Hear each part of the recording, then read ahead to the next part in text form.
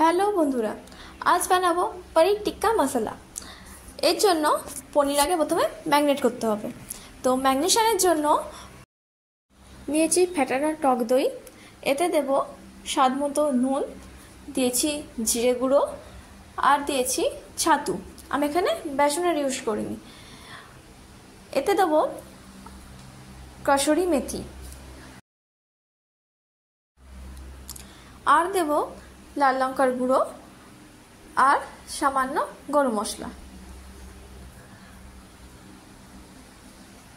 এতে একটুখানি সরষের তেল গরম করে দিতে হবে। এবার সব কিছু একসাথে ভালো করে মিক্স করে নিতে হবে।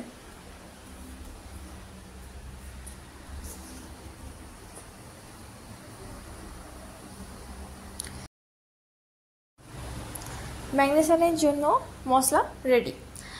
এবার পনির কিউব করে কেটে নেব।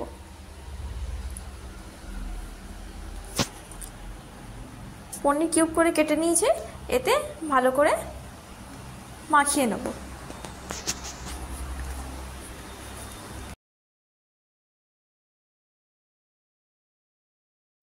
এটা 15 মিনিটের জন্য রেস্টে রেখে দেবো। এবার গ্রেভি তৈরি করার পালা। গ্রেভির জন্য 3টে পেঁয়াজ নিয়েছি, একটুখানি রসুন, আদা আর টমেটো। পেঁয়াজগুলো কুচি কুচি করে কেটে নিতে হবে। এবার একটা কড়াইতে তেল বসিয়ে দিয়েছি গরম করতে। তেল গরম হয়ে এলে পেঁয়াজগুলো দিয়ে দেবো।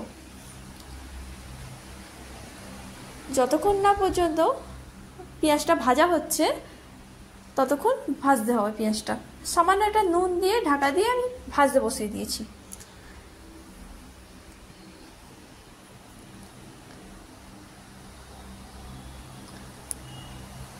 এবার একটা পেস্ট তৈরি করে নেবো যতক্ষণ পেঁয়াজটা ভাজা হচ্ছে। পেস্টের জন্য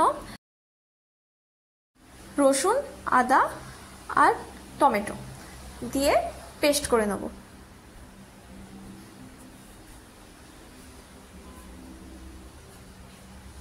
দেখো এখানে পেঁয়াজটা ভাজা হয়ে গেছে। এর মধ্যে আমি টমেটো, রসুন আর আদার পেস্টটা ঢেলে দেবো।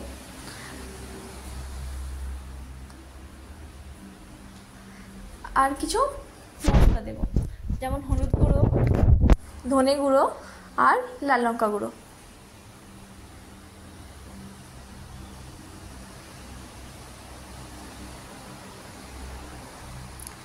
এগুলো মিশিয়ে নিয়ে ভালো করে মশলাটা কষতে হবে।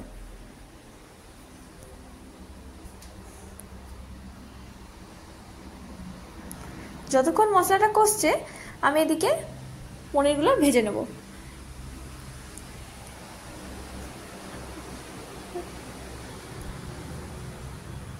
ম্যারিনেশনের কিছু মশলা বেঁচে গেছিলো, সেই মশলাটাও গ্রেভিতে আমি অ্যাড করব।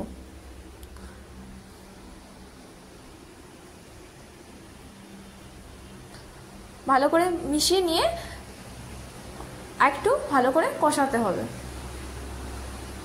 দেখো মশলা থেকে তেল ছেড়ে দিয়েছে। এই সময় আমি পনিরগুলো এতে অ্যাড করে দেবো।